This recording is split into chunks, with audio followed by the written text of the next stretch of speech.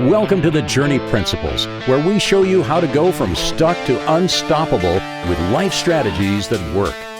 Now, here's your host and creator of the Transform You framework, Stephen Scoggins.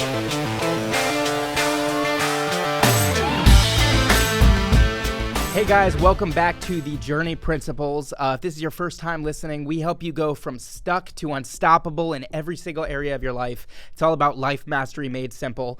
I am not your main host. I am your co-host, Connor Kraft, joined here by our main host, Stephen Scoggins. Hey, buddy. We kind of did a flipperoo today because today the topic of the podcast is we're going to dive into Stephen's story. Uh-oh. So I'm going to be interviewing Stephen. Yeah. We're kind of just going to start with, obviously everyone knows where you're at now. So you're running Yeah. the Journey Principles Institute along with, I believe, 5 other companies. Yeah. You're multimillionaire, extremely successful. I know it's not all about the money, but Yeah, you are. yeah. But it wasn't always that way, right? Oh, not even close. If I was, when you asked me if I would be willing to share my story on air, I was kind of hesitant at first because there's been so much, to be honest. I had someone not too long ago. I was actually talking to a guy by the name of John Acuff. I was at a live event about 4 years ago, and I was getting ready to decide whether or not to write my first book, The Journey Principles. And he came up to me, and we were supposed to have a coaching session. He was supposed to coach me. He was part of the Dave Ramsey organization at the time, or Ramsey Solutions. And I remember that. I'll never forget this because I just wanted to know if I should write the book or not, because I had multiple people come to me and say, "Hey, you should totally write a book about your life." Da da da da. I'm like, I don't know. I'm not really an author, not really a speaker. I don't know. I'm a construction guy, right? So kind of got lost there and sat down with him, and I'll never forget this because we sat down. He got there like 15 minutes late. But when he got there, I said, well, my question is, should I write a book? People have been telling me I should write a book. And he proceeds to tell me, he said, well, authorship's not for everybody. It's a lot of hard work. It's about a 2-year process. But just before we do that, before I just say no, or you shouldn't write a book, let me hear one of the stories that you would share. And I shared with him one of the stories of my life that happened that had to do with me trying to join the Navy and become a SEAL, and how that didn't work out, and how I almost took my life, and some other things. And literally, he got up 45 minutes later, late for his next appointment by 25 plus minutes, Wow. slapped the wall, and just ran out the door saying, "You should totally write the book." So that's I love that story. Yeah, so I share that because one of the things that happened was I feel like I've lived 9 or 10 lives, right? Like a cat. Yeah, I'm just like a cat. Kitty, kitty, kitty. No, but in all seriousness, I feel like I've lived a lot of lives. So I still remember the young man who grew up in in somewhat difficult circumstances. And now I remember 3 years ago when I had to put one of my businesses back together, kind of like overnight. So I've had so much happen. Sometimes it's hard for me to start. You've lived multiple seasons. Yes, I have. But here's what I've learned from that. One of the things I've learned from that is it's prepped me to help the most people because of all the different experiences I have experienced. Well, I guess if you've been through a lot of crap and you've overcome it, then you are very well equipped to help other people overcome the same crap. So in a way, if your goal is to help people one day, then the best thing you can do is really go through a lot of crap, right? Yeah, but I didn't know that starting off. So I grew up still in North Carolina. I was born at Wake Med, like was it 1976? Yeah, I'm 44 years old. I know I don't look like it. I'm just kidding. Grew up at Wake Med. Mother and father, for all intents and purposes, seen from my childhood photos. It looks like I had a pretty good life until about the age of 3. We relocated to Denver, Colorado before my parents. I didn't even know you lived in Denver. Well, I didn't know. I don't remember much of it. But that's like me with California. Yeah, the first exactly. 3 years, yeah. Yeah, but you have the California hair, though. Do I? Yeah, totally. The California hair. Yeah, you totally got the California hair. I honestly, everyone here in North Carolina says I have good hair, but I truthfully believe if I went to California or New York or somewhere where there's like a style mecca, everyone would be like, dude, I really Says the don't. guy with a style mecca hairdo. But anyway, no, we lived out in Colorado, and then about the age of 3, my parents, unfortunately, I guess whatever challenges they've had started to kind of rear themselves. So my dad, for many, many years, he's been sober for a long, long time, but he struggled with alcohol for the vast majority of my upbringing. Okay, so from the time I was 1 to 13. Now, some of that was due to too much Marine Corps in him. meaning when he was at Parris Island as a gunny sergeant for a long time. And there was really not a whole lot to do in Parris Island other than hang out with the guys and some other things. And he came from a long line, unfortunately, of alcoholics from our background on the Scoggins side. We had several that struggled with alcohol and control. This was kind of like a generational kind of thing. And, so that he was dealing with that. My mom, who I didn't know at the time, had been substantially in a variety of abusive situations growing up, both as a young lady and then later as an adult with former ex-husbands and all kinds of stuff, and had seemed to struggle with some identity issues, some self-worth issues, and anyway, all of that seemed to collide when I was 3 years old when they decided to get divorced. And occasionally when people divorce, it's a situation where people are amicable about it. Well, they weren't, right? At the time, my mom would tell me a whole lot about my dad's alcoholism and how he was kind of a no good dad. So your parents basically talked crap about each other to exactly. you. And if you think about it, when your parents are talking crap about the other parent in front of you, you don't know what to think. I would imagine. Right? You think like somebody's lying, but you're not really sure who, because no one could be that horrible. Right? Because if they were that horrible, unfortunately they would probably be in prison or incarcerated or something. Yeah. You see what I'm saying? Well, I mean, I feel like most of the time where there's a he said, she said, especially if there's a level of emotion involved with family, there's going to be some kind of stretching the truth. And the reality is the truth's always in the middle, right? So even in business nowadays, or you've seen me do this, if there's a conflict to be solved, I try to get everybody in the same room at the same time so no one has the tendency to manipulate the situation. Yeah, that's really smart because how is someone going to completely spin something that the person right next to them said? It's very difficult really for them to do. So, but so that happened when I was about 3. My brother was born in Denver, Colorado. Ryan, who I love dearly. We went through a season where we moved back to Raleigh. Like some of this is kind of foggy, but we moved back to Raleigh. And the very next memory that I have of my parents, I actually talk about in the Journey Principles book specifically, where my father, I guess, had been trying to get his weekends with his kids.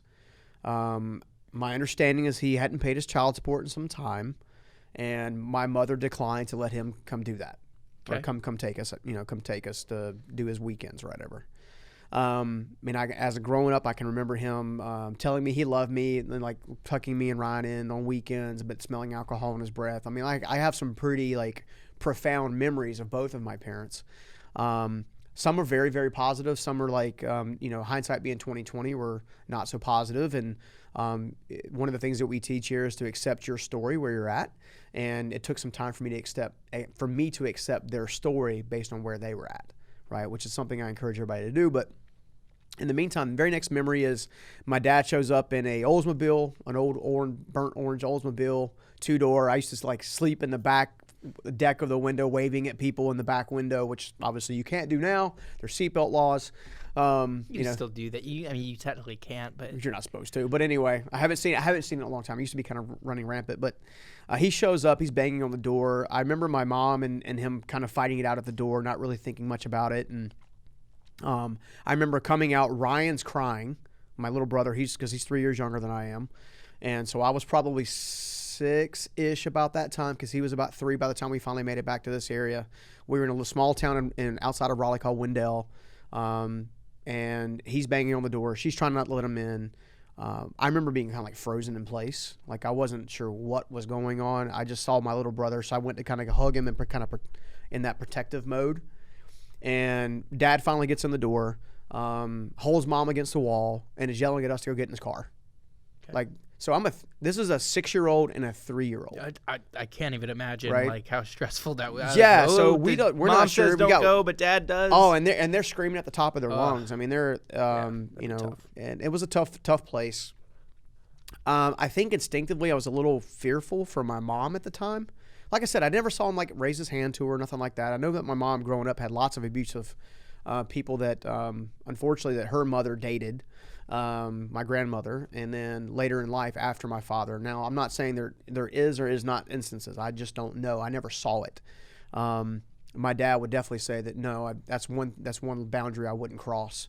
But I did like laying hands on her. Yeah, in fact, I actually watched my dad smack one of my brothers for putting his hands on somebody, like punch him square in his face. Dang. Yeah, so that's Papa don't play. Yeah, well, that came from my grandfather. My grandfather Scoggins, his nickname was Ox, would kind of do that. But anyway, in that moment, we found my brother. I mean, I was kind of maybe instinctively fearful for my mom a little bit, even not really knowing. So he and I got in the car, and the very next memory I remember is basically being with my dad for probably a few weeks, right? And the next memory I have, unfortunately, was probably one of the more difficult ones that I struggled with for a long time. We ended up back at my mom's house with my little brother, and somewhere about that time, and again, some of this is foggy. These are specific instances. We talked last week about searching your origin story, right? Well, these are things, and then within my origin story that I had to kind of look at from an objective point of view, almost like on a movie screen, to kind of dig into. But you fast forward, I don't know if it was a week, a month, a year, like it was, we were probably, I would say it was probably maybe a month or two, maybe, I guess. But in that moment, I remember being back at my mom's house, and then I remember it being like a Saturday morning. My grandmother, my nanny, who is my mom's mom, had moved in. I don't know at what point, but she had moved in. She drove an old gray Nova, and I remember her being incredibly encouraging and loving over me, like incredibly encouraging and loving. And I remember my mom having like strong situations where she was kind of in and out, to me, in and out. Like, I remember some very interesting concepts. So one of the things was Saturday morning, my nanny had made breakfast. You could smell, that morning where you smell and you can wake up and you can smell coffee and bacon. Yeah, those are the best. It wasn't a very big house, about 1,000 square foot total, 3-bedroom house. And I remember waking up smelling it, but on the way down the hallway, I'm like wiping the sleep from my eyes and stuff like that. I was a big fan of Transformers and G.I. Joe, so I had my G.I. Joe Transformer. How old were you at this time? About 6 years old. Okay, so still 6. Yeah, you probably should sit a little closer to the microphone. Yeah, sorry. They can't kind of pick it up when I do that. I'm going to have to get you a headset. I know. Yeah, that's actually probably a good idea. But anyway, no, so we're sitting there, so I'm walking down the hallway, and I remember hearing like through one of the doors. And it was I was like weird, like, and this is, so houses built back in the 60s and the 70s, the doors themselves were solid oak, right? If you were to buy a house right now, you're going to have a door that's kind of like made out of particle board that's hollow in the middle. Yes. Okay. That's what we have. So they're very thin. They're decorative. They're pretty. They're light. But they're light. You can hear anything. Is that why? So I've been to some houses. Just a quick side note, because I'm actually curious. I've been to some houses where like they have the huge, heavy doors, like usually in more wealthy kind of estates. Like, are those more? Does that just mean that they're solid doors? They don't have. They're solid doors, man. Solid pieces of wood. But that's cool. So here's why this is important. So I can hear this noise through the door. Clearly, somebody's having trouble breathing. Okay. It just happens to be my mom's room, and I get scared. I run in. I start freaking out to my nanny who's making breakfast. Something's wrong with mommy. Something's wrong with mommy. Da, da, da, da, da. And she like kind of has like the panic look on her face, like, oh my gosh, what's going on? And she gets there, and because it's a solid door frame, because it's built back in the day, my nanny might have been 120 pounds, 110 pounds soaking wet. Like, she was thin, and she wasn't frail at the time, but she was definitely thin. Right, so she was trying to help, take her shoulder into the door and couldn't open it, and then so I kind of fessed up and said, "Well, I can open the door." And she's like, "How can you open the door? You're 6 years old." Yeah, and so can you pick locks as a 6-year-old? Yeah, I did. Holy crap! I did. So I used to have this thing. I used to want to know what I was getting for Christmas before I actually got for Christmas. Oh yeah. Okay. So my nanny and mom at the time used to hide our Christmas gifts in the storage room in the carport of the house. And I used to take a throwing star and a credit card and You're throwing a paper stars clip. too. Yeah. Well, I was a big ninja fanatic. I used to love ninjas. I was heavily into martial arts. It's actually how I ended up living with my dad for a little while. But I had discovered how to pick the lock. And so I always knew what I was getting for Christmas. Long before that, I also used to take a cat's paw, and I would take the cat's paw and scratch open the present. So it made like the cat would do it. So I could see what's going on. So this is how. Dude, all right. Yeah. So I've always been a thinker. Yeah. But she's like, do whatever you got to do. So I literally had the lock picked in about 10 seconds. Awesome. And, of course, my mom is laying halfway off the bed, clearly having a hard time breathing. And off to the right-hand side, I'll never forget this, there were 3 medicine bottles. One of them was open, and there were pills all over the floor. Oh, no. All right, so I'm a 6-year-old kid. I don't know what that means. All I know is I see sheer terror in my grandmother's eyes. Next thing I know, there's ambulances there. They're wheeling her out on a gurney. And then I don't remember even seeing my mom again for the next several years. Wow. Right? So I didn't know what was going on at that time. I didn't know how any of this stuff was going to play into my upbringing and my future, which is why I've been so passionate about the origin story side. We go through that process. It probably is a couple 3 years later, because about the age of 9 years old, actually I was about 8.5, my grandmother, my nanny, develops cancer. Okay, and it started in one location, metastasized all over her body. This is long before they had any kind of real chemotherapy treatments that were really good. In fact, she went through chemotherapy, and that did more damage than I think the cancer itself did. But about that time, for the next 6 to 8 months, my nanny would teach me how to make food for my brother and I. So I learned how to make oatmeal, and I learned how to make hot dogs and macaroni and cheese. And about the time, like I said, I was about 7.5, 8 years old. So I would actually have to pull up a stool or a chair. We used to have these black chairs on swivels to the stove to make this stuff, right? I wasn't tall enough, and no short jokes at the moment, because when I was 14 years old, I was fairly tall. I just didn't grow after that, but that's beside the point, right? But I'd pull the chair up and start trying to make meals, and I would make my nanny tea. Like, I learned how to make iced tea. I learned how to, like, anything that you can make with a pot and boiling water, or like scrambled eggs or bacon, stuff like that. Now, I didn't know how to season it. I just know how to make it. Like eggs, fry it, eat it. Not like, yeah, because gotcha. Karen gets on me all the time because I make eggs a day. She's like, you never put seasoning. You still don't season?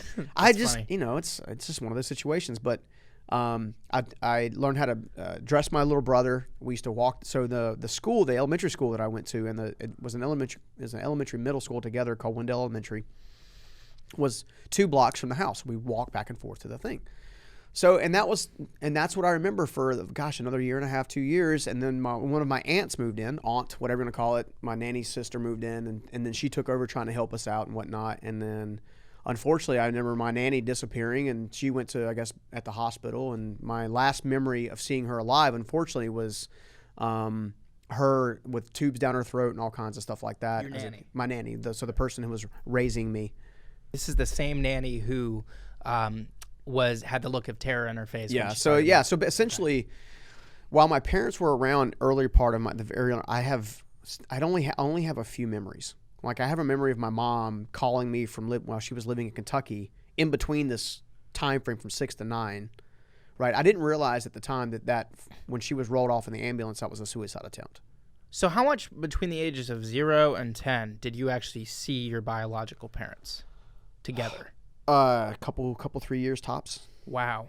Couple 3 years tops. I saw them individually at different times. Like I said, from 6 to 9, my mother was from my understanding, largely in Kentucky. When were they separated? Oh, they separated when we were about 3. Separated, got divorced around the age of 3. So between 3 till like 9, it was a roller coaster. For the most part. And then, like I said, I don't have any memories of any bad marital memories at 3 years old, 1 to 3. I mean, that's a pretty early age. But when my mother had her first suicide attempt, unfortunately, I end up, like I said, I end up being raised largely by my grandmother. Now, it's interesting because when you go back and you look at origin stories like we talked about last week, my grandmother, right, my nanny, was a fantastic grandmother. Yeah. Right? She was a fantastic mother. Little did I know that I would one day discover that she was not a great mother to my mother. Wow, she's just great for you. Yeah, and the reason Why do you think that is? Well, because I think I was the do-over. So she had learned lessons. She had learned that. I later found out that my nanny actually struggled with alcohol. Wow. Right? So alcohol was a underlying theme of everything that we've been through. But when my nanny passes, both of my parents come back into town. Obviously my grandmother, who's been raising us, kind of does that. We go through the funeral. I have lots of funeral memories, touching my grandmother and like feeling her cold, like just weird stuff that I probably won't get into, but it shook me. And the next thing I remember... Was the concept of death for you difficult for you to wrap your brain? Because it was for me. It was my very first time even knowing what death was or what it could be, right? When someone says, hey, look, so-and-so is with God now, or so-and-so went to heaven, you're like, So how do we get there? I want to go on a trip to heaven, kind of thing. I remember when I was like 2 or 3. My mom tells me a lot that when I was like a young kid, I was 2, 3, maybe 4 years old, and she told me something about like I think like a great aunt or someone who died. I didn't even know who this was. I was too young to really even. But like she told me like about like someone had died, and apparently for the next several months I like would not drop it. Like I was like, well, what does dead mean? Like that sounds like you. Freaking, it was like, and so my mom had to like ask the same question 85 My different mom ways. was like, look, you've got a long time before you got to worry about that. I was like, but you could just not be here anymore? Yeah. But yeah. Yeah, so that, fortunately I did grow up in church. One of the things my nanny did is she used to put me on it. So while she didn't go to church or often herself, she put me on a church bus from 6 to 9 years old, and I went to a church, and I dedicated my life to God at age 8, if you will, and thinking I knew what that meant, and then got baptized at the local church and all that kind of stuff. So, but when she passed away, it rocked my world. Like I actually got held back in the 5th grade because of it. Wow. Because of the emotional turmoil it took on me. So you would have been about 10. Yeah, well, it was right at 9, 10 years old. So about the time she passed away, it was between the ages of 9 and 10, closer to 10. And then my parents come back into town. I'm sure they're trying to figure out stuff. My mom and dad still can't stand each other. So that made it interesting. So the phone calls I used to overhear and stuff like that. I felt like they had made it to a place where they could tolerate each other kind of deal. They didn't have the big fights and stuff going on. My dad by that time was in the process of getting remarried, living in Fuquay. And I remember, and this is why you got to be careful with how you let things get positioned. My father knew, beyond a shadow of a doubt, that I was a ninja freak, meaning I love ninjas. Anything ninjas. I wanted an outfit like a ninja.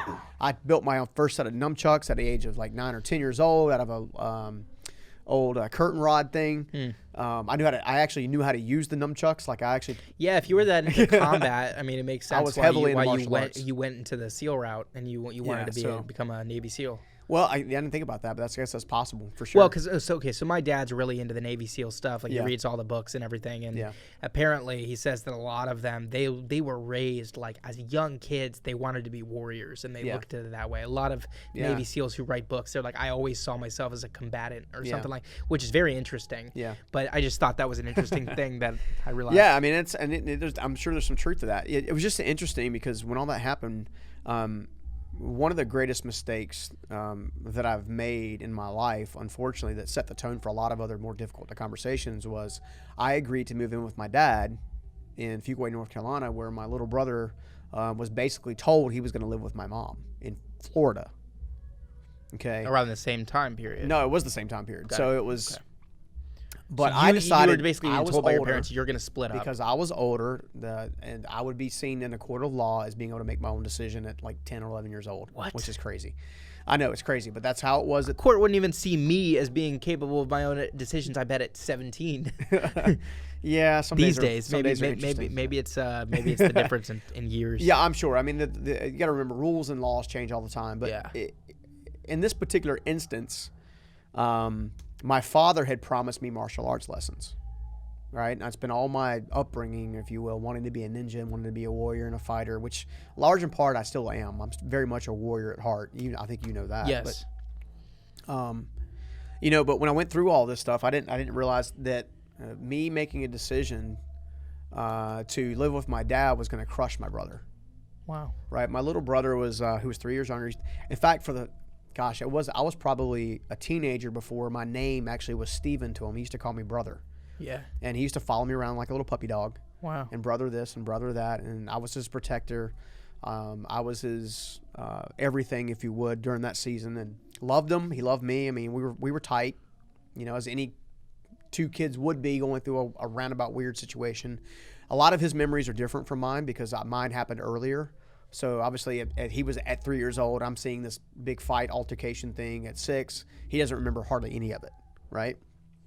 And that's where some of the brain conditioning happens. Your brain's still being shaped at that age, but I didn't realize it. But that was going to set the tone for a very difficult sibling, not even rivalry, but difficulty. So I remember him not understanding how we had to talk on the phone and how he wouldn't see me for a year because I would go down to Florida once a year, spend the summer with my mom. I didn't know at the time that we had an inheritance that wouldn't be there when I was going to be a teenager, and some other things that kind of got wrapped up in all of this. And then I went from being the stupid, stinky kid who literally my brother and I were forced to dress alike. I know parents don't do that to your kids. Please don't. They're not twins. Don't make them like dress alike. Don't make them dress alike. They're different people. Let them. You know. My parents never did that to me. My mom used to love that crap. Well, and also, so I was the oldest, and I always had like the new stuff, and then I always pretty much gave most of my hand-me-downs to my brothers. Well, that makes a lot of sense. Now my brothers also got some new stuff as well, but but they wear a lot of my old clothes. So. Well, I mean, and I'm sure we got there. I mean, I remember being the kid who was constantly getting bullied and kind of beat up in school in my elementary days to then I repeat my second year of 5th grade. I'm living with my father in Fuquay. I meet my stepmother's brother who begins to talk to me about, hey, you're like getting older. Maybe you should bathe on a regular basis or something, because when you're 9, 10 years old, you're not thinking about bathing. You're thinking about how many forts you can build and how much romping through the woods you can do. And I just remember him we used to have this thing where you pin up your legs, so you like fold your jeans over and roll them up on your ankles, and you would show off your whatever shoes and whatever. And we didn't have a whole lot of money, but from the time that I moved in with my dad, I began working pretty much every weekend. At age like 10, 11? It was like I was carrying lumber at 11 years old for sure. Dang, dude. So I've been working for as long as I can remember. How big were you at that time? I mean, what do you mean how big? I was like 11 size. years old. Not too much bigger than I am now. I'm just like, how are you carrying? Because when I was 11, dude, I was like 4 feet tall. Like, yeah, I mean, I was a very slow grower. I was small, but I mean, it was. You asked me about work ethic, right? So the one attribute, my dad's made a lot of mistakes in his earlier life, just like all of us have, right? And that's where grace comes from, is to finally look at someone like you'd look at yourself, right? But one of the greatest things he ever gave me was work ethic. Right, my dad had an insane work ethic, almost to the extreme, right? So I've had to learn in my adult years. I have to scale that back a little bit. I'm trying to be more conscientious that my family also wants to spend time with me. So I don't want to harp on a bad point here or go anywhere where I'm not supposed to go, but something interesting popped in my brain. Sure. Because that for me, at least the mental battle that I've faced over the last several years is like, am I working hard enough to actually achieve my goals? The diligence side. Like, I never really doubted my capability so much as like, am I going to really get myself to do the things that I need to do? So for me, I put work ethic on a pedestal as like, this is the ultimate thing that you need for success. Yeah. But there are people who have severely good work ethics who still don't end up in the most successful places in life. Mm-hmm. And I guess I'm just wondering what other properties. Yeah, I think I'll get there. I'll get there a little bit further in the story for sure. Cool. I think I can answer that question because what you just asked kind of popped in my head as you were asking. Yeah. So I went to work with my dad, building houses, essentially carrying lumber. Carrying lumber led to putting things together with a nail gun. Early on, it was a lot of horseplay and carrying lumber. Right, so I would carry lumber for a while, and then I would go hide in the Porta John, so I didn't have to work. Or I would. All right, good to know that you had some of that, because I had that too. I would like sleep on the couch, not go to school, like. No, but my body even now wakes me up at 5 a.m. because that's what we used to wake up at 5, 6 a.m. every day. I mean, and that was my life for the longest time. So if I wasn't in school, and it was a weekend, a holiday, or something like that, I was at work. Right. Now, my brother had the typical childhood in that when there was school vacation, So he got to have fun. Yeah, and I didn't do that. Play games. Wow. I don't know that if you think back to me even making meals and stuff like that for my little brother at like 6 and 7 years old and all this kind of stuff, I don't know that I've really ever had a childhood, like a true childhood. I've always been forced to be a little bit more on the adult side than the child side. And I don't know if that's good, bad, or indifferent. It's interesting because when I first came and met you, literally the first night I ever met you, I said something like that to you, but then I quickly had to take it back because I realized that you really didn't get a childhood. Like, I felt like I didn't because I didn't really fit in with most people my age. Yeah. I was very much like a more mature soul. Like, I could get along with the adults that my mom would bring over for, party night better than I could going to school and having my peers like me. I always had adults like me. I always wasn't as easily accepted by my peers. So I told that to you as well. I was like, Yeah. I feel like I didn't get a childhood. But then I heard your story. Yeah, and I was like, I'm going into more depth than you. I was like, I kind of feel bad now because I good. did have a good childhood. Yeah, it's all good. No, I mean, but when I went to go work for my dad, I got to meet Steve Myrick for the first time. My very first encounter with Steve Myrick I was probably 12 or 13 years old. I was still kind of young, still very immature, very green. But when I met him, one of the things that he did is I figured out his name was Steve. I didn't know he was my dad's boss at the time. I said, well, my name's Steven too. And from that moment on, I don't know if it was the light he saw in my eyes or whatever. He would come around the block and he would pull me down off my dad's framing crew. My dad didn't care because obviously he respected Steve. Steve was like a father figure to him, just like he kind of played that role to me.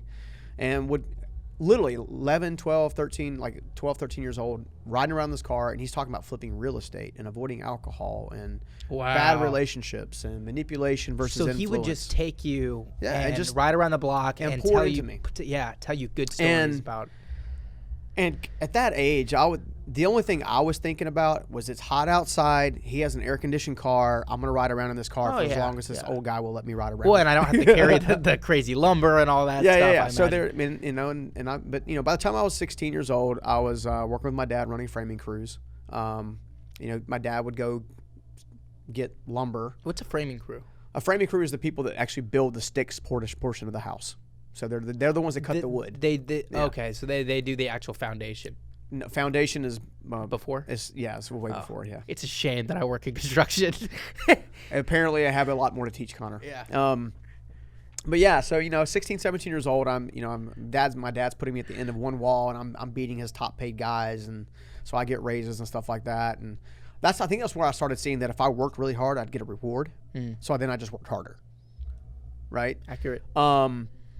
And then, like I said, so, by the time I was 13 years old, we either got the clothing that we were given, or you had to work and buy your own stuff. So because I was already working on summers, I would buy G.I. Joes and, I think it was called Silver Star or some kind of little thing, cartoon back in the day. But anyway, and by the time I was 13, I was like, hey, I want a pair of Air Jordans. My dad's like, you're crazy. I'm not spending, get this, $50 on a pair of Air Jordans. Now they're like $1,000 in some cases. Yeah, I was about to say, I was expecting you to say at least like $200-300. My son Justin actually has the same pair of Air Jordans that I had at 13 years old. The only difference was mine were black and his are blue, and his blue ones are worth like $1,000, which I'm like, that is just stupid. But anyway, but if I wanted clothing, whatever, I had to buy it myself. But my stepmother's brother taught me how to dress, and so I went from being the beat up, bullied kid to all of a sudden being the cool kid in a new school, getting lots of attention by girls, never experienced that before, all that kind of stuff. And then unfortunately, and this is something I found that's true, every bullied person will one day make a decision and fall for the ability to be a bully themselves. What I mean by that is I became the bully. I found the weak kid, the stinky kid, the impoverished kid, and whatever, and I picked on him. At certain points, I even flat out bullied people, and I'll never forget this. Side note, obviously a decade later, when I became a speaker, I went to a high school and was invited there to talk about bullying specifically. And I don't know what it was, but I invited a bully to come up on stage and basically repent of being a bully to the person he was bullying. That's pretty cool. And they both got rewarded. It was really, really cool. It was down in Georgia. But at any rate, my dad develops his own company with my stepmother's father, and then they do really well. And then we moved back to the big city, literally 2 miles from where I was born, from Wake Med, and all of a sudden we went from not having enough to having more than enough, or at least it appeared like that on the surface. Like if I still had to work for my own clothing and stuff like that, but we had a really nice 2-story house. Everything before that had been trailer parks, trailers, literally in the middle of a cow pasture. My stepbrother Daryl and I, who's now my real brother technically because he was adopted, and which I'm totally down with. I love the guy to death. Used to play laser tag in the woods and war. He was like a big Rambo guy. So he obviously ended up joining the military later and some other stuff like that. But so there was some family atmosphere stuff outside of my stepbrother and I really getting into it. I was bigger. We used to get into fist fights. my dad's awesome, your mom sucks, and he was like, your dad sucks, my mom's awesome, that kind of stuff, and that's what a blended family happens a lot of times. And then fast forward, we move back to Raleigh, we're having a great life, and then next thing I know, my dad loses his business. Turns out you have to pay taxes.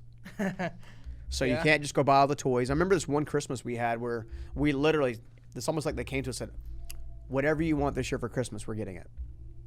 Oh. Right? So I wanted a Solo Flex, which was a workout machine at the time, which was, I guess they kind of repurposed as a Bowflex, but it was a different machine. So I got one of those for Christmas. We had all the video games we wanted. Like it was Nintendo, Nintendo, Super Nintendo, I think it was at the time. I was in and out of playing football and sports, still girls and like cheesiness. And then we slowly proceeded. My parents slowly started having financial trouble. Obviously, that led to my dad losing his business. That led to them getting a divorce. That led to us being foreclosed on. And the one regret my father would say today, the one regret my father would tell you today is that he wished he had sold the house rather than the bank come to take it. Because, and here's the reason, it was because the bank always lies. What do you mean the bank always lies? They'll say, well, we'll give you time, we'll give you space. He had written paperwork from them saying that they were going to give them time and space and all this kind of stuff. And what they did was they sucked the equity out of the house and then they foreclosed on the house. Yep. So, and that's exactly what happened. So the next thing you know, we get a foreclosure notice. We have 1 week to get out, have no place to go. So we moved in briefly with my grandparents on the Scoggins side, and then Steve Myrick came to the rescue. He owned a mobile home park. We were back in a single wide trailer, old beat up one that he had, but it was so obviously around the time I was 17 years old, my junior year of high school, had just broken up with my first real love. Seriously, she was my first real love. Every other girl was just like girl you date kind of thing. Yeah. But at the same time, my dad had pulled something in his back, couldn't work. Next thing you know, our financial condition that wasn't great to begin with is now worse. My father was having to spend all of his money to actually go to a car rental place, rent a car for the weekend. This is after the tax stuff. This is after the tax stuff, okay. Just so he could go to the grocery store, get food and stuff like that. So my dad has always been an incredibly hard worker, right? He's always been committed. Where I think his struggle was is he never had the mentorship to change his financial perspective on the future. And this will come back a little bit. So he was hardworking, but he didn't have the right strategies in place to deploy that hard work against. So would it be accurate to say he didn't work smart? I think there's more to it than that. So I think I don't know if it was an intention of not working smart. It was more of an intention of delayed gratification. And I'm gonna use my example. My dad is an awesome guy. I love my dad. Okay, like he's had an enormous amount of healing. He's been sober for many years. Fantastic grandfather. When I was playing adult hockey at like late 30s, he was like staying up till midnight coming to watch every game. Right. So my dad. I love your dad. Yeah, my dad is coming a long way. But in this particular season, like we've talked about before, delayed gratification, if it's not obtained, okay, if you don't do delayed gratification, you are doing nothing but hurting yourself. Because if you don't work towards delayed gratification, you can never, ever build a foundation for a future, right? My dad's approach to money was, I earned it, I worked hard, and he did, right, in both instances, so he deserved to spend it, okay? One of the very first things that I've shared before that Steve Myrick taught me is the difference between a rich man and a poor man is the way they think. A poor man spends all he has. You see the commonality? A rich man invests for a brighter future, period. Okay? So during this season, we're struggling, like I said, at another level of difficulty. Dad has no credit. I'm clearly 17, so technically my credit stuff hasn't even started yet. So I go to work for Waste Industries, drop out of high school, literally walk in and drop out of high school myself. I didn't check with anybody, just walked in and did it. Got my transcripts, left the building. Oh, that's funny. I also dropped out of high school. I don't even think I showed up, though. I think I just literally was like, I'm not going anymore. Yeah, well, I actually took the time to go into the office. I did online school. Yeah. I just didn't finish the online school because I liked doing the business stuff more. So yeah. that was it. It seemed like, some people say that everything he touches turns to gold. Oh, I've heard that. Yeah, right? Midas touch. Well, everything that unfortunately I touched from the time my my parents got divorced to really much later turned to crap. Right? I always started out with the best of intentions. I always started out with the best ways to try to move forward, and every single time it was crap. It was just horrible. Okay. I go to work. I start making money. I buy a car at a buy here, pay here a lot. For those of you guys who don't know what that is, a typical person can go to a dealership and they'll get a loan for a car, which I don't recommend doing, by the way, because I will do a whole nother show on buying cars. I'll tell you what, we'll do that just for fun. You could do that, yeah. Yeah, I could totally do that because I can teach you a whole lesson on that because that's whew. But a buy here, pay here a lot. I can teach you what not to do. I've had a big lesson with cars recently too. Yeah. So but a buy here, pay here a lot is you make the payment to that person. What you don't know is they buy that car for what they make you give your down payment for, right? So if your down payment's $1,000, I say up $1,000. That's what the guy had in the car. So there's literally no risk to them whether or not you pay your bills or not, because they can just repossess the car and then they get to resell it again. So anyway, so I get the family car. It was an old Honda CRX 2-seater. I'm half adulting, half kidding, meaning I went and got a speaker out of the back of a normal in-house stereo, put that in the back of the car so I can have a bumping system, and I've done all the stupid stuff too. Put an in-house, like a home stereo system in the back of your car? Yeah. I didn't even know you could do that. You have to get very creative, a lot of wiring. So anyway, so I go through that process, but then I start to become pretty successful. I have the same experience I had on the construction crew where someone notices how hard I work, and then they give me an opportunity, and they give me an opportunity, and they give me an opportunity. So by the time I was probably 18 and a half, 19 years old, they had put me in something called a roll-off, because I started there by delivering trash cans. Put me on something called a roll-off, which is the big trucks that carry the big box. There's one big box that they load off and on the truck, right? It's called roll-off. That's a roll-off truck. And end up, next thing you know, doing really well. End up buying my own mobile home because I thought that's what my life was going to be like. So I bought my mobile home. I put it in the same trailer park that we were living in. I thought I was hot stuff because I've got my own place. I've got my own car, right? Like, things are going well. I started to develop credit. I start getting a Sears card and start buying stuff on credit and all this kind of stuff. And, I can make the monthly payment. I'll just handle that later, kind of deal. That whole get it now, pay later. Remember, delayed gratification is a common theme here. Or in your case, instant gratification. Well, it was instant gratification is what gets you in trouble. Right. Delayed gratification builds a future. But that's what you were doing when you had the Sears card, was instant gratification, right? Yeah, I was buying clothes because I wanted to look good. I wanted to buy cologne because I didn't, all these things I'd never had before. Right. Right? And because it was relying on me, I started having confidence because it relied on me. Well, now you have credit, you have some momentum, you're making more money than you've ever made before. And I start dating people and dating girls, and then that doesn't help. Well, it was okay for a while. I wasn't getting myself in a whole lot of trouble. Because I was working so much, right? So one of the things that working a lot does is it keeps you out of trouble because that's true. You got no time. You're sleeping and eating, right? Yeah. You fast forward another 6 months, that company buys another company, and then I get this jerk of a boss that comes in because this acquisition forced the former CEO to become our boss, and he's harping on me when my supervisor's literally upstairs and sleeping in his car because he went out in a car. Well, he had a van, and he'd go upstairs and sleep in his van because he'd partied the night before. But yet on the second story of a building. It was a two-story building. So parking lots on the second story, and then it has a lot. I can take you there one day. Makes sense. Anyway.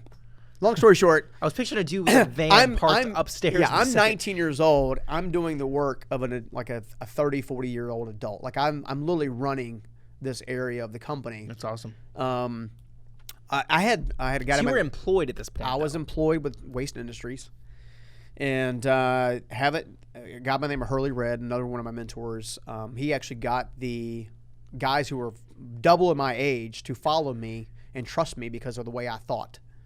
So was it that you had a better mind, like a better thinking mind, or was it your work ethic or a combination of both? Why did they choose to put you at that age?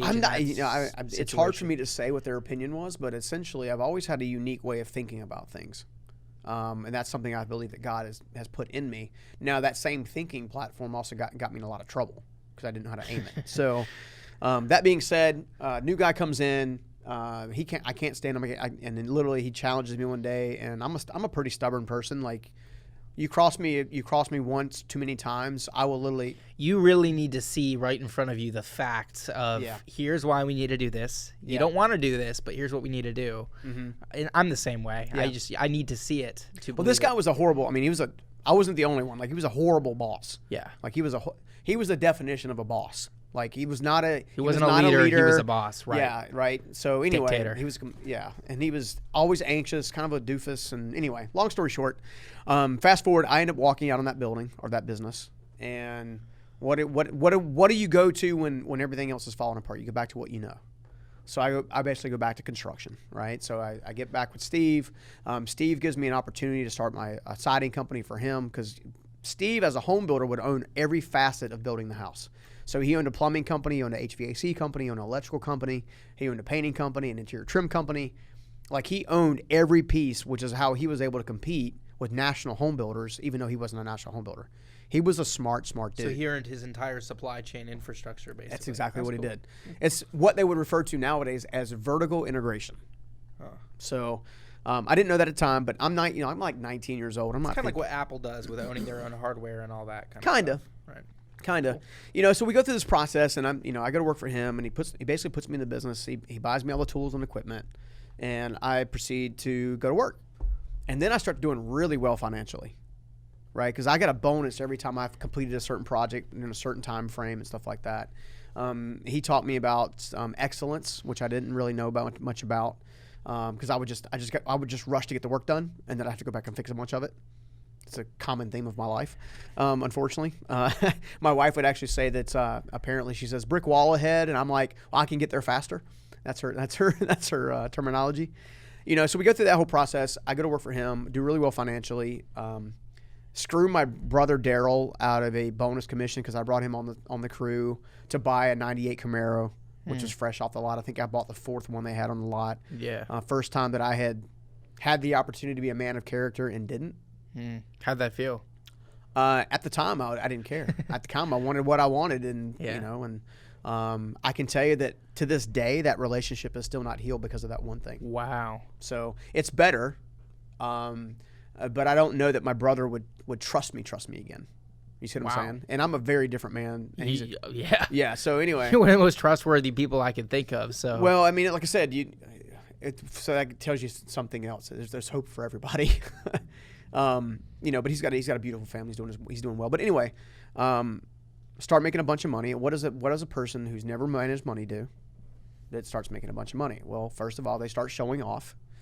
They buy the most expensive stuff they can buy to show off. All the expensive cologne, all the expensive cars. Like all that stuff. And then I meet a young lady at a barbecue restaurant, who I thought was in college. Barbecue girl. Yeah. Who God used to humble my butt in a big way. So gave her my credit card to do everything from buy tires for her car or whatever, thinking I was going to pay it off. And anyway, next thing you know, I'm $80,000 in debt as a 19 and a half year old kid. How'd that $80,000 in debt get there? Well, that's exactly what I'm saying. So half me, half her. Horrible relationship. She was struggling with her sexual identity. She went through different relationships of all shapes and sizes. Had a very hard time being faithful. When I think back now that I know now what I didn't know then, I can go back and kind of see how the dots were connecting, and it was just a very toxic relationship. I ended up going into a pretty steady part of depression, and ended up walking off the framing crew with Steve Myrick. And this was still so Steve Myrick's company. I'm getting confused. What was the company that you were working for at that point? It was so Myrick Construction levels of like I own I own custom home exteriors. Okay, right. Inside of custom home exteriors are 4 other businesses. So what was the one you said earlier? It was like a gas company. I can't remember what Trash it was. company. Trash company. Waste Industries. Was that in Myrick's? No. That was I walked out on the trash company and went over to Myrick. I see. Okay. So I left this company, went to this one. And this was how long before what we're talking about right now with the barbecue girl? Oh gosh, it was 6-8 months maybe. So at this point, you've left the Waste Industries company. Yep. You've gone back to Steve Myrick. I was back working with Steve within a week of leaving Waste Industries. Okay. I didn't waste any time. All right. So at this point, you're at Steve Myrick's company, and then you walk off of that. Yes, exactly. Okay. All right. Go through that, and then proceed to go through a very, very, very difficult, massive humbling. And that massive humbling took me to the verge of homelessness. And I had a friend of mine that came up, TJ, and my cousin David at the time, who were both in the Navy. They were both in different areas at the time. So TJ, I think, was down in Texas, working down there in officer school, and my cousin was over in California, somewhere in the Navy. Different things. I think TJ was in intelligence for a while. I'm not sure what my cousin was doing, but they were both telling me how awesome the military was. And how they're traveling the world, and I have a friend in the Navy. Yeah, and kind of stuff, and they're just trying to sell me on how awesome it was. And I'm like, well, look, I can't get any worse than I know now. At least I know that I'll get 3 squares. And by this time, my financial situation is so bad that I had to get my little brother, who's 3 years younger than me, to take over making my mortgage payments on my single wide mobile home trailer. My mortgage payments were $276.85, and I couldn't make those on a monthly basis. He moved in. I began renting a room from my brother for $50 a month. Because he was paying the mortgage. He was paying the mortgage. He was either engaged or about to be engaged at the time. What was he doing for work? I forgot where he was working. I think so. He was working somewhere, and then he began working at Waste Industries for a job that I got him. So he had the ability though to pay these bills that you did not. Yeah, I mean he was, that's where he was, and I was basically at as low as I could get, and so then I thought the military, but I got evicted out of my own house because I was still dating that girl. My brother couldn't stand her, so I kind of got out of there, and then I went to go try to join the military. I spent 6 or 8 months busting my hump. Like, I was in the best physical shape I'd ever gotten into as a result of meeting a recruiter and wanting to become a Navy SEAL. That was my end goal. I'm like, well, if I can become a Navy SEAL, that makes all this other crap that I've been through worth it. So you just worked your butt off I on worked my butt becoming a off. Navy SEAL. You got into the best shape of your life. Dude, I was shredded. Like, Dang. I could run miles. I could swim miles. I got to where I could swim a 50-meter pool, which is an Olympic pool, end to end with one breath of air. Go underwater and swim, which was one of the tests. Is that really impressive? Like, I don't know. Yeah, try to hold your breath for about 6 minutes. What? It takes about 6 minutes to cross. I don't know if I could do it now, but at the time I trained my lungs and stuff to kind of do that. I could only hold my breath for like 2 minutes. Yeah, max. there's a technique that they teach you in order to do that. But when I was doing that, they made me train with a former frogman based out of Raleigh here that was a Marine frogman, and then with visits from a former Master Chief out of Virginia. And a frogman, for people who don't know, is a Marine diver. Marine diver. And they frogmen specifically dealt with a lot of demolitions. Well, and they used to call seals frogmen, so I'm a little confused. He wasn't a seal, or I have no idea when they changed the terminology, but Marines were considered frogmen, and then SEALs were considered SEAls. Got it. So this guy was the Marine equivalent to a SEAL. The first guy was, and then the second guy was an actual former Master Chief. That's awesome. Okay, so these guys are trying to train me. I'm meeting them once or twice a week in the pool up of in a YMCA off of Strickland Road in Raleigh, North Carolina. How do you find these guys? The Navy, the recruiter. The recruiter said, "Here, you want to go do this?" That's awesome, right? Because I think they were trying to prepare me because apparently when I was supposed to go to boot camp in Michigan, and then from Michigan to California to Buds. Okay, so that was kind of the plan. So they began teaching me about basics of scuba diving. The scuba diving equivalent from the Navy at the time was like a strap and a tank, where in normal scuba diving, recreational scuba diving, you get a BC, which is a big vest that inflates and everything. It was a whole lot more comfortable. I went through the process of them turning off my air underwater and like all kinds, slapping my mask against my face, all kinds of different things to kind of get me to quit. And I wouldn't. So the day finally comes where, in order for me to kind of have any chance of success, I needed to officially ship out. And I had to go to a place called MEPS, which is the Military Enlistment Processing Center. Okay, and it's still off of Capitol Boulevard in right now today, behind what used to be Perkins Restaurant, now is like a pawn shop. And at the corner of Highway 40 and 440, Highway 1 and 440, where there's an 8-lane bridge and overpass there. And I go in. I'm not thinking anything about it, because when you go into MEPS, there's all these different people who are enlisting in different branches of the military. It's where you get your shots. It's where you get it's where they kind of align you, and you're allowed to bring a duffel bag with like one change of clothes and like a Walkman. Yes, a Walkman. I know some of you younger people don't know what that is. It's a device. You still have a CD in it and headphones. It's a primitive MP3 player. It's a very primitive MP3 player. But if you go even more primitive, it's actually a cassette. So we go through that whole process, and by the way, half of the audience is like, this kid, like, because I said that, because there's a lot of people who know what a Walkman is. Yeah, I'm just messing around, but yeah. So then I go through something pretty incredible. I walk in with all high expectations and hopes, and finally think my life is finally coming together. And I'd been talking to Susan Batts off and on, and she was excited for me because she was very, very mad that I dropped out of high school, very mad, and I kind of got going there. And then the next thing I know, I'm sitting in there with somebody, and one of the Navy guys comes up and calls me by my last name. Hey, Scoggins, come over here. And I go over, and he says, grab your bag, right? So I grab my little duffel bag, and I hadn't been there probably half hour or something like that. And he pulls me back to a back room, and he proceeds to tell me that I'm not going to be allowed to enlist. Which is weird, because in that particular season in the economy, almost anyone could get into the military. Meaning it was a safe bet for anyone out of high school or to join the military. And depending on times of war, depending on not times of war, stuff like that, it's easier or harder. When I didn't qualify, because I didn't qualify for any of their free money and their free tuitions and stuff like that, because I didn't graduate high school. So by that time I had got my GED, because that was a requirement.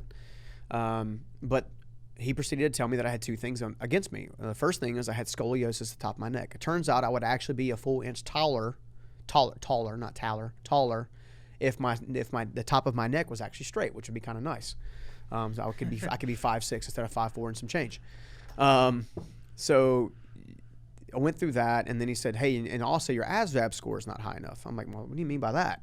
He goes, "Well, if you had graduated high school, your ASVAB score benchmark would be here, and because you got a GED, you're required to have it higher than that." So, because I don't know why that was, but that was something that was going on at the time. And so essentially, at the end of there was nothing left that I could do. They just like, it's not going to work out. So it's almost like somebody had taken the rug out from under me, like for like the 19th time in my life. My grandmother, rug. My mother, rug. My dad, rug. Working too much or working out there, dropping out of school, rug. Like I had literally had no security whatsoever. And I began to feel like everything around me was a failure. I began to feel like the ultimate failure, right? I remember actually having this thought while I was trying to walk out of the building, and that thought was, hey man, you couldn't even join the military, right? And at the time, you have to understand the season. It's more difficult now. They're a little more selective now. So it was something we couldn't do, right? In the meantime, so I walk out of the building, and next thing you know, I can't see the swirling. My tears are just overflowing. And I don't know if it was 10 minutes or an hour, but I end up sitting atop a bridge at 440 in Capitol Boulevard on a 8-lane highway, overlooking an 8-lane highway. And while I was there on the left-hand side, I kept hearing, you're a failure. You'll never matter. You don't matter to anybody. You'll never be enough. You couldn't even join the military. All these different negative things. And I'll never forget this, because when you say you heard these things, it felt like an audible voice was saying these things. Was saying these things on my left-hand side. And this voice wasn't whispering. It was yelling. Right? You should just end it. Da da da da.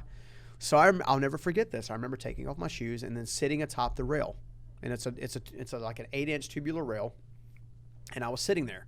So wrong balance, I could have fallen one way or the other, but I'll never forget this either. On the right hand side, it was saying, this is where the entire challenge thought thing comes from. This one instance, the right hand voice was whispering, and it was saying, "He's lying.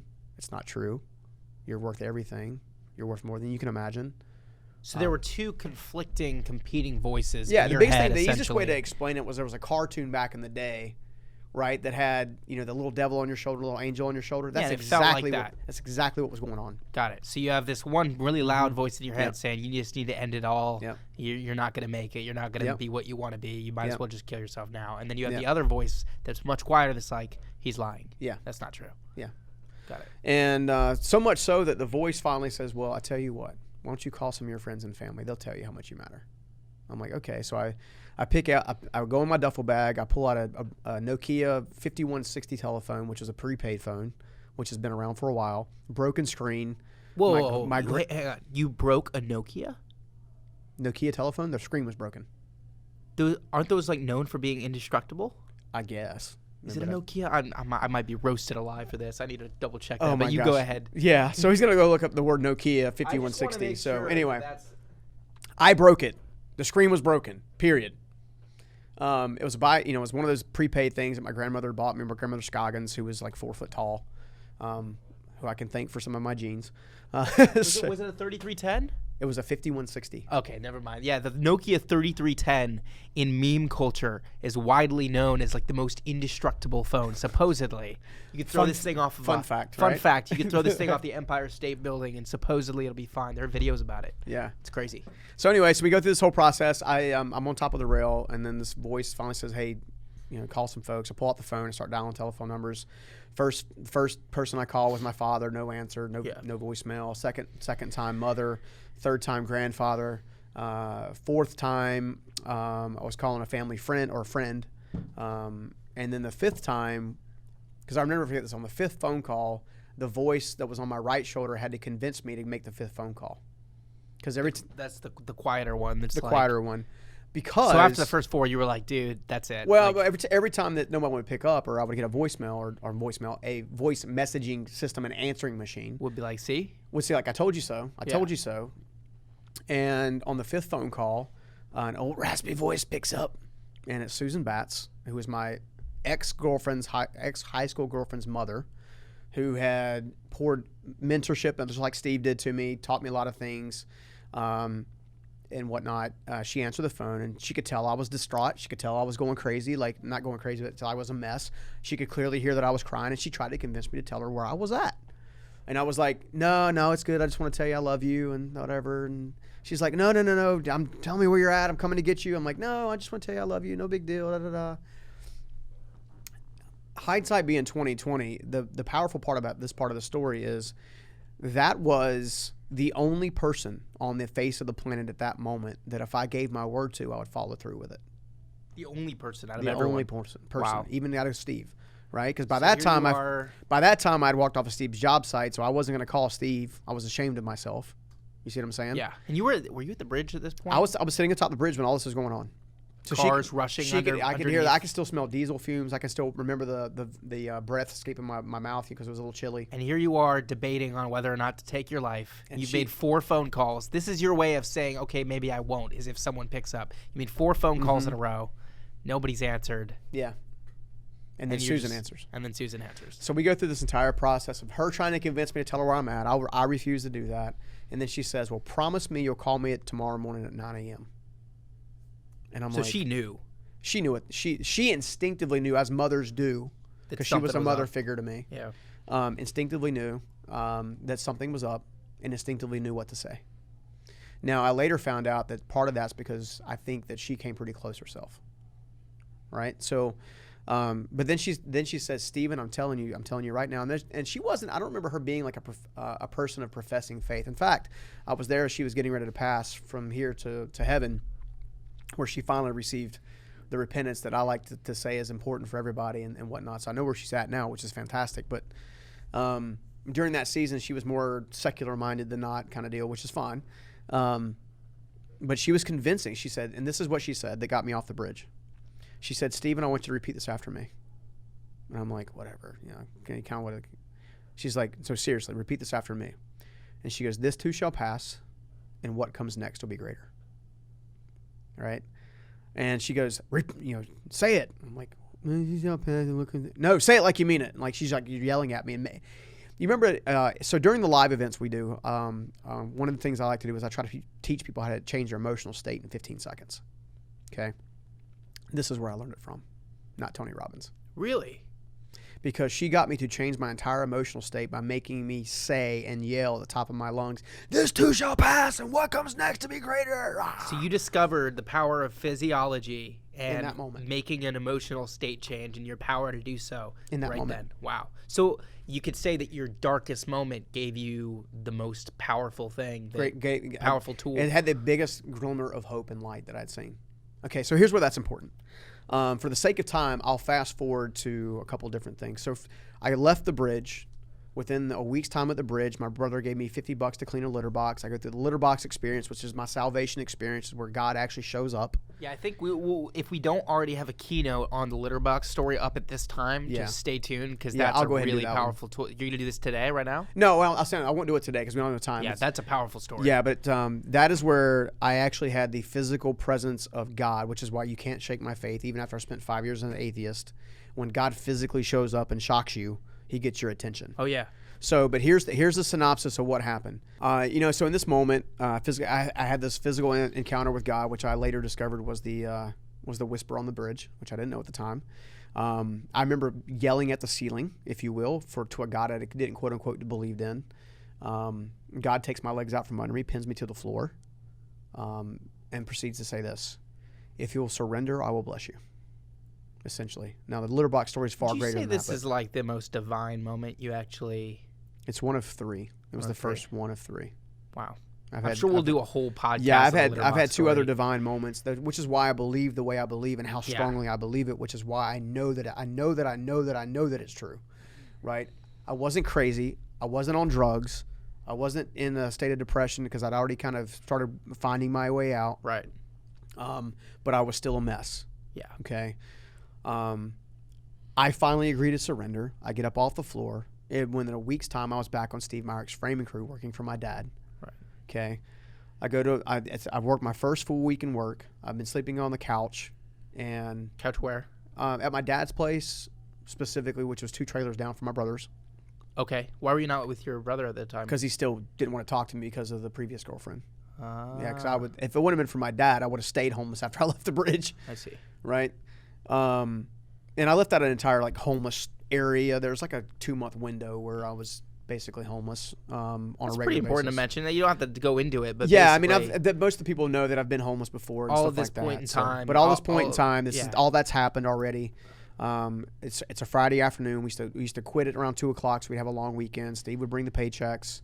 I was hiding from Steve all week long, meaning he would drive around the block. I would go around the house and hide from him. He'd leave. I'd come back around the house. Well, my father sends me to go clean up or go fix a garage door to a house next door. Now, this entire time, I'm watching a siding company, if you will, or a group of guys doing siding that that I think are working for Steve like I work for him. Comes to find out, no, they had bought all the tools and equipment that I used to have. So I'm literally watching my first screw up happen on a daily basis all week long. You see what I'm saying? I'm watching people use my trucks, use my equipment, use everything Steve had gotten me, right? And then overhear them complain about Steve not paying. Well, one thing Steve always did is Steve always paid. If anything, he was too generous. And they were owed probably 10 or 20% of the money that he had left in the house. So there used to be something called a draw schedule. The draw schedule would be, let's say it's $4,000. Okay, a draw schedule at $4,000 would mean there's $4,000 in the house. You could be 50% drawn, which means you would get $2,000. Okay, well, they were overdrawn. Steve didn't owe him anything, and they just basically said, "Hey, look, I refuse to come to work unless you give me the rest of our money." I overhear that. I get infuriated. It lights a fire inside my belly that I cannot explain to this day. I walk over next door. I see Steve pulling back around the house. These guys had already packed. Loyalty. It's because you're protective over your mentor, I would imagine. Well, that's part of it, but more than that, I'll later realize this. But Steve pulls back around the corner. I remember my dad goes to get our checks. These siding guys have already left for the day. They've already pulled off. And they're not going to finish this. Well, I mean, I don't know what they're going to do. I just know what they said, right? My dad pulls back up. I'm walking one direction. My dad my dad's walking towards the crew after he gets the check from Steve. I'm walking towards Steve, and I remember this dumbfounded look of my dad, where are you going? There's literally and he was getting angry as I was kind of walking. It came across to me as angry. He could have been just concerned, but I knock on Steve's window. It's and he rolls his window down, and this big blast of air comes out, and he's kind of a country guy, in that he goes, "What can I do you for?" And he said, "How's your head now, boy?" Kind of thing. I said, "Well, I'm getting better." And he said, well, that's good to hear. I'm glad. And he said, I'm glad to have you back around. I kind of missed you. So I kind of felt a brief moment of forgiveness a little bit. Like, okay, I didn't completely. And this is after you had already walked out. Oh, I had already. Yeah, I mean, I left him totally high and dry and hanging. Right. That just kind of tells you the character of this man. And then I remember him looking, and I just proceeded to say, hey, look, the guy said this. They're not coming back, and I'd like to take back over for them if they don't come back to work Monday. And he's like, first of all, he laughs at me. He's like, how are you planning on doing this? Like, you've been here all of a week, right?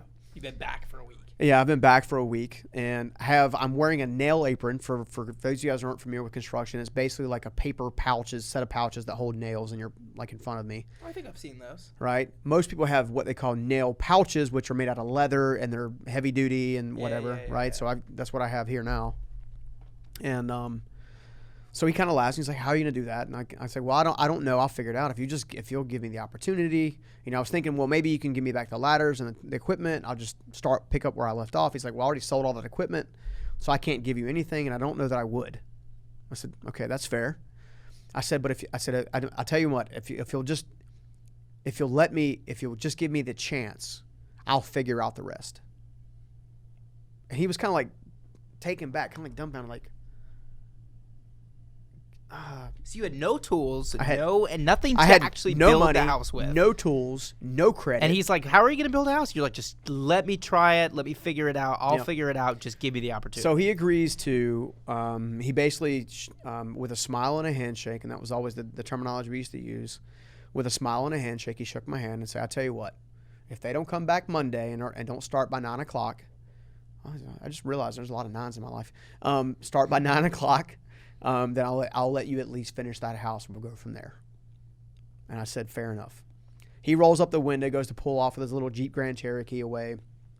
My dad's like walking up to me. You can clearly tell he's pissed, right? He's like, like, what are you thinking? You just got back on the crew and you're already doing something stupid again. What are you like? So your dad was worried that you were gonna like overpromise and underdeliver, and there's a lot of truth to that. And I think the other thing too is my dad had already experienced a failed business. He didn't want me. No parent wants their children to experience the same failures that they felt. Okay, and that's any parent. Yeah. Okay, I have a tendency to understand that's why a lot of parents don't want their children to pursue really big stretch goals. It's because they're scared their child won't fail, not realizing that the effort itself will give them the learning lessons they need to do something special. Okay? So he's trying to talk me out of it. And up until this point, my dad had been there for me, not been there for me, been there for me, not been there for me, been there for me. Like, it's kind of like a ping pong, like I'd never know, no security. I told him about the fire in my belly. I told him I wasn't going to stop. I wasn't going to give up or whatever. And he looks at me. He goes to the old beat up van that he had, opens the door and starts pulling tools out. And he says, I'm like, what are you doing? He's like, I'm getting the tools out. I'm like, why? He's like, well, if you're serious about doing this, do you remember how we used to put on siding and stuff back in the day? I'm like, yeah, because we used to do something called masonite. It was old crappy siding that they did back in the early 90s. He said, he's like, do you remember what the scaffolding was made out of? I said, yeah, wood. He said, remember what the pump jacks are made out of? I'm like, yeah, wood. What do we make the ladders out of? Wood. He said, okay, start getting trash out of the trash piles and we're going to start building scaffolding. So remind me again what scaffolding is? So scaffolding is the material, that's the best way to explain this. It's the structure you need to go up vertically to do 2-story products. Okay. So it's like it's a working platform. Okay, so you didn't have any of that stuff with you, so you went of course to the I didn't trash have piles. It. Yeah, because that stuff was expensive. And had to build it. So we built it, yeah. So awesome. Monday morning rolls around. And so he actually physically helped you with this? My dad physically helped me build the scaffolding. I see, okay. Right, so Saturday, so that was all day, the end of the day Friday, all day, a good portion of the day Saturday. Took Sunday off, and then at 6 a.m. I'm sitting on the curb waiting for these guys to show up on Monday morning with my site-built scaffolding laying in between the houses. You're ready to go. You got everything I'm ready to prepped. go. And I'm just ready to go. And 6 o'clock rolls around. Steve rolls around. I'm like, can I start yet? He's like, it's not 9 o'clock yet. 7 o'clock. Can I start yet? Not 9 o'clock yet. Sounds like something you tell me about, bro. Can we go? You're like, it's is exactly this what I said? that's what I'm saying. As you hear this story, you're actually hearing why you and I are so similar. Yeah. Okay. And which is why I'm so, in some cases, hard on you about specific things, is because you have the potential to be much greater than I do. Right. And I'm pretty proud about that. So, 9 o'clock or 8:57 something rolls around. I'm like, can I go? He's like, it's not 9 o'clock. And I'm like, Argh. He pulls back around at 9:01, 9:02. And I'm like, can I go? He said, well, they're not here. What are you waiting for? I'm like, dude, it was 3 minutes ago you told me to sit still. Right. And then I go to work. And while I'm actually carrying a box of siding, I hear the words custom home exteriors in my spirit, not necessarily audible. And it said custom home exteriors, and one day I will call you out of this. I'm like, I wasn't really sure how to take it. Wasn't really sure what to do. So I just went to work. I did my first 4 homes by myself, and almost 5 homes by myself. And then I started building piece by piece. There's a plaque on the wall, because obviously Custom Home Exteriors became my first of a multi-million-dollar organization that's in 3 states. It's your flagship. It's the the company flagship that basically took you from this point in life to multi-millionaire. So successful. if you think so let's go back, which is another reason why I like the origin story so much. Bridge, this too shall pass, and what comes next will be greater. So by bridge, you mean your bridge My moment, bridge, my bridge moment, which is another reason why the Journey Principles logo has a bridge. Some see a railroad track. That. Yeah. Okay. Bridge, this too shall pass, when what comes next will be greater. Surrender and I'll bless you. Entity's name, built from the trash piles, which just goes to show no matter what you're facing in life, you can actually build something amazing out of your trash piles if you just choose to use it. That's powerful. That's where I learned that resources were not important. Resourcefulness is important. Yeah. What do you have around you that you can use to build? Right. That's a great question everyone should be asking, because I think everyone tends to, I won't say everyone, but I think a lot of the population struggles with that mentality of what tools do I have? Type of thing. So it's like, you're in a situation where you complain about your outside circumstances. I have entrepreneurs approach me all the time. I need to get a loan. I need capital. I need venture capital. I'm like, you don't need any of that crap. You just need to be started. resourceful with what you just have. got to get started. Right. Okay. Start off by getting business cards and handing those jokers out. Hey, look, I want to build websites. Go get your first customer. Just talk to people. Yeah. I mean, just go get started. So anyway, this taught me some very valuable lessons. Custom Home Exteriors, or CHE, that we like to affectionately refer to, taught me how to do a lot of different things. First of all, it taught me how to use my hands, to use my heart, to then use my brain. So CHE, some people have actually had people say this, Custom Home Exteriors is actually a personal development company masquerading as a construction company. Right. Okay, I've been told that several times. Well, I've noticed that too. I mean, you've seen how I pour. You see how I poured into the team. The culture you have here. I mean, it's really cool because we have this live event center here, where obviously we're working on all the Journey Principles stuff. But this is also the headquarters as of right now for the exterior. All business under company. one roof. Safety. Right. Exactly. But what's cool is I've noticed that you kind of blend them together. When you have new hires, you make it a point to teach them life lessons and things like that. Which makes a lot of sense now after hearing your story and what Steve Myrick did for you. You're kind of passing that on to everyone who works for you. Yeah, absolutely. I mean, I later found out, Steve Myrick's granddaughter was here not long ago, and she was just blown away. And I was like, your granddad had everything to do with this. That's awesome. Everything. And you almost made me cry. I don't know if you saw this or not, but he looked over at her and said, "Yeah, and that guy right there is my Steve Myrick." So anyway, so I mean that's what got this whole thing started. And then about every 5 years, I would ask God. I'd sit down and pray, and I'd be like, "Okay, God, is it time yet?" Because He told me He's going to call me out of it one day. And He's like, "No." I've done that. I've been like, "Is it my time yet?" Yeah, I mean, CHE was growing, and I thought it was successful at the time. And then 5 years go by, and I'm like, "Wow, I really wasn't. I was successful, but I really wasn't as successful as I am now." And that kept happening over and over again. So here's an interesting question. Sure. It wasn't like an overnight, all of a sudden 1 year you're broke and the next year. It was a very gradual thing. Yeah. So slow that you might not have even noticed it until you look back and realize where you came from. Well, and here's what I've realized about that. You and I talked about this a little bit. In order to obtain the blessing that you were actually created to obtain, your character has to be there to support it. Yeah, you've told and me the that a lot. only way that your character can get there to support it is by going through the process, going through the various forms of crushing, the various forms of learning, the various forms of development, and eventually you're there. So is the process of personal development, is that the best way to forge your character? The process, the best way to forge your character and your future come from the 7 levels of life mastery. That's where it came from.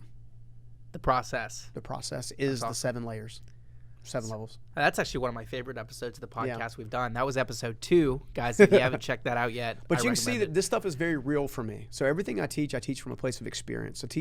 I try to teach from a place of brokenness and humbleness, of how often I screwed certain things up, and how much more important it is to do it right the first time.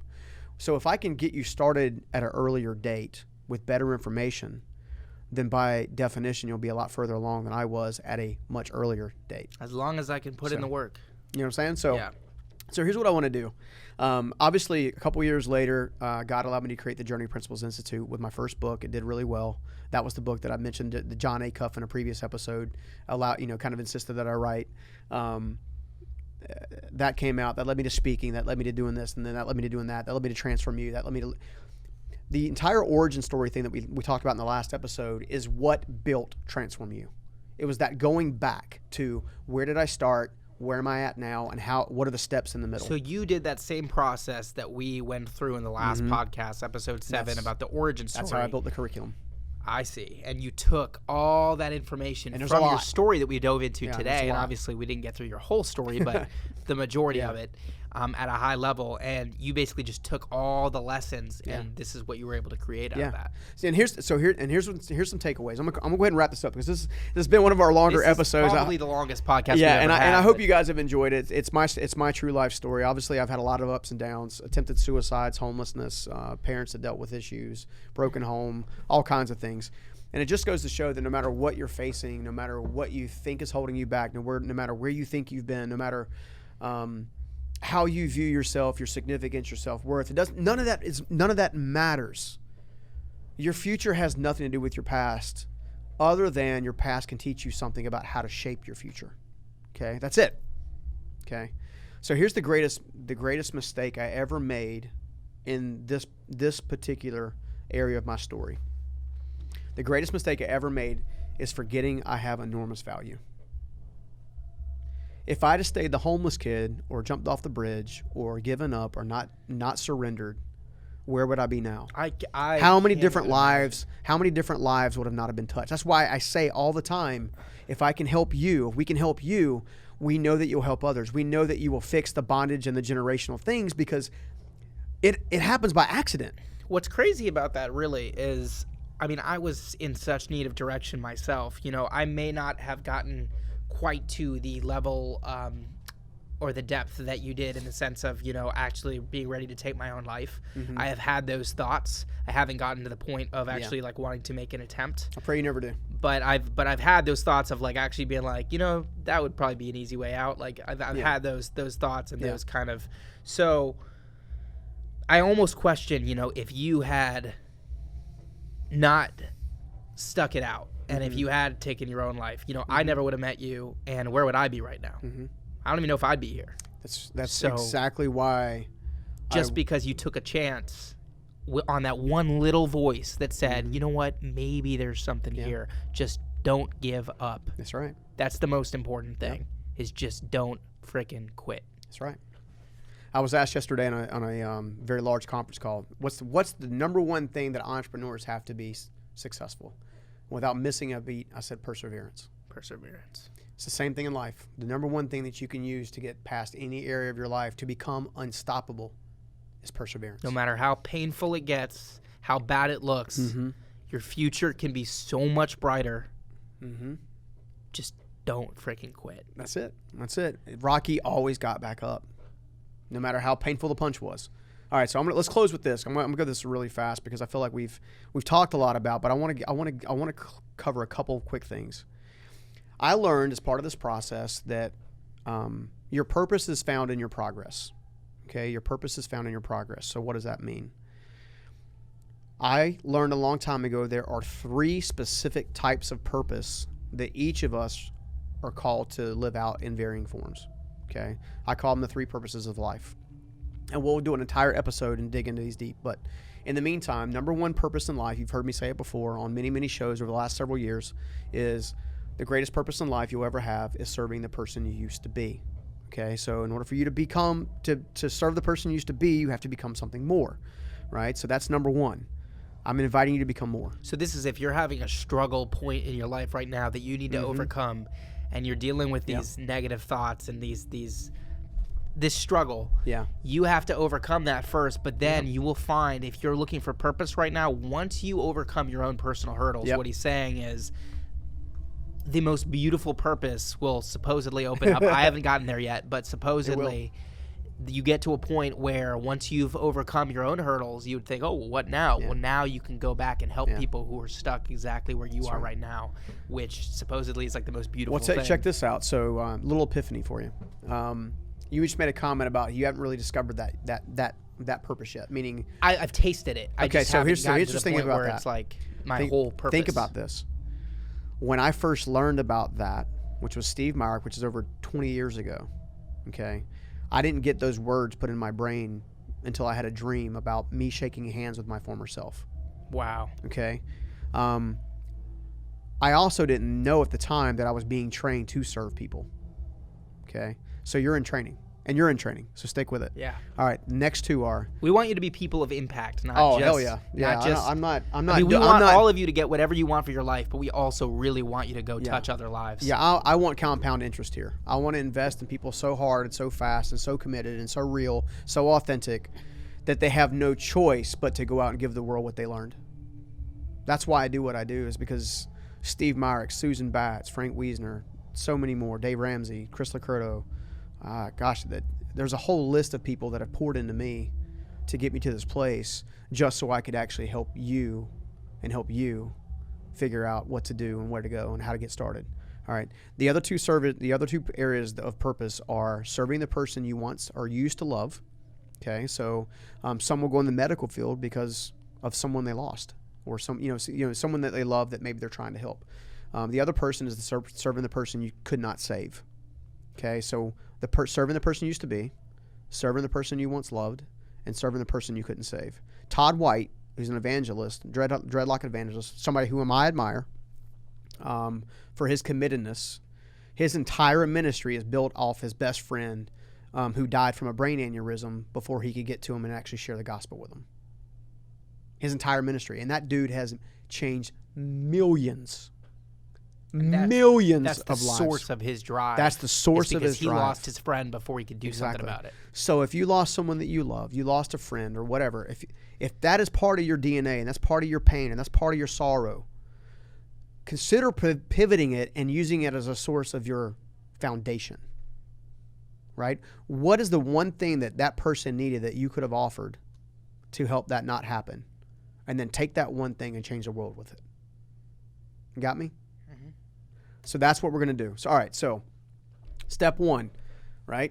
Discover more about yourself. Step 2, explore without condemnation yourself. Make sure you got this. Step 3, make sure you filter what's there to see, like we talked about with the origin story, to make sure you put the good stuff in, take the bad stuff out.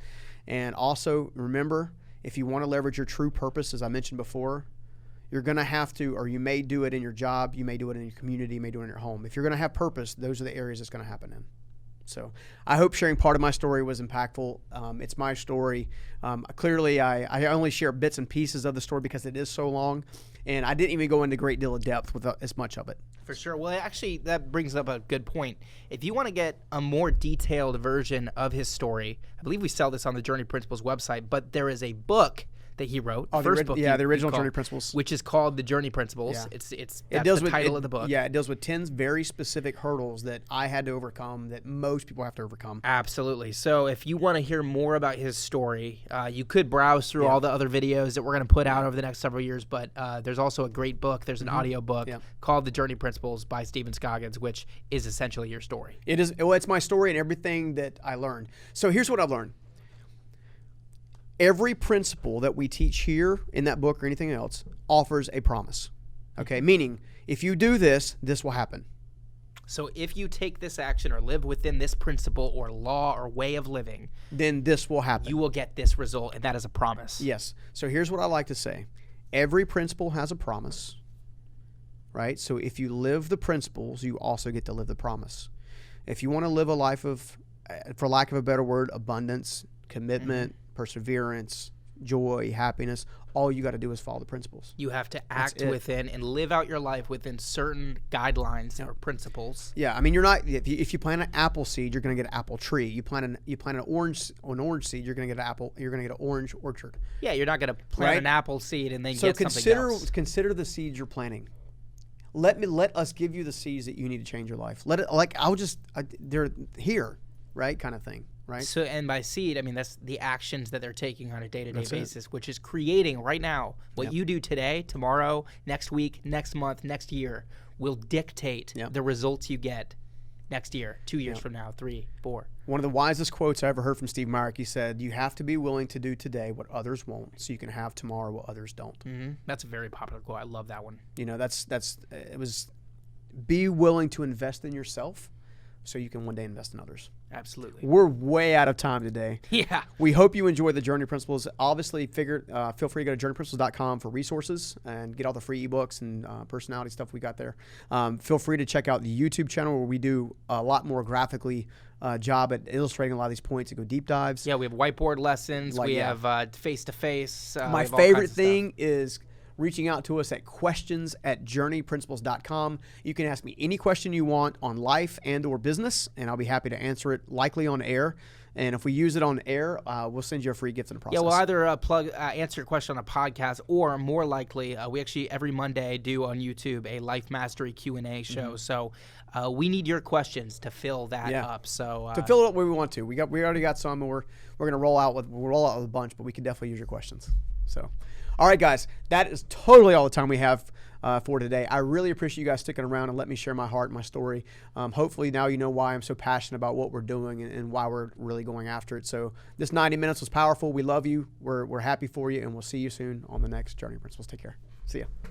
I'll see you in the next video. And please, if you don't mind and you enjoyed the Life Mastery content we're building, consider hitting the subscribe button and also hitting the bell so you'll be the first to get notified anytime we release new content.